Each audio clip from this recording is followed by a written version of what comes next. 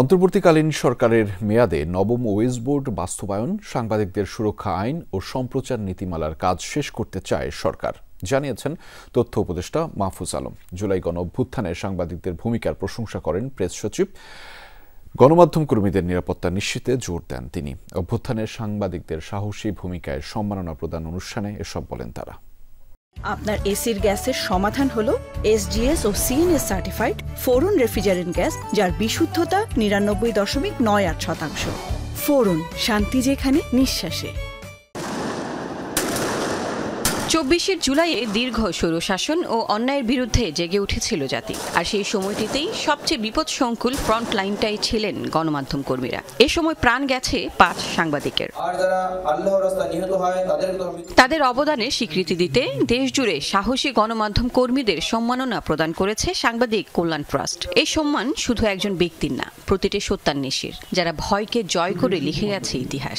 যারা এই আন্দোলনে কাজ করেছেন, গণঅভ্যুত্থানের ছাত্র জনতার সঙ্গে যারা কাঁধে কাঁধ মিলে কাজ করেছেন গণমাধ্যম কর্মীরা, তাদের একজন হয়ে আসলে আমি বগুড়ার একজন হয়ে আসলে এই সম্মাননা গ্রহণ করলাম। সংবর্ধনা বা সম্মাননা মূলত সাংবাদিকতাকে উৎসাহিত করে এবং সাংবাদিকতাকে অনেক বেশি প্রসারিত করে, স্বাধীন সাংবাদিকতাকে সমর্থন করে। নৈতিকতার প্রশ্ন আসে, অনেক সময় অনেক বিষয় চলে আসে, সেই জায়গা থেকে বের হয়ে সৎ, সাহসী এবং সাদাকে সাদা এবং কালোকে কালো বলবার যে সাহসী সাংবাদিকতা, সেটি যেন অব্যাহত থাকে। সেফটি না থাকা সত্ত্বেও আমি আমার দায়িত্ববোধের জায়গা থেকে আমি কাজ করেছি।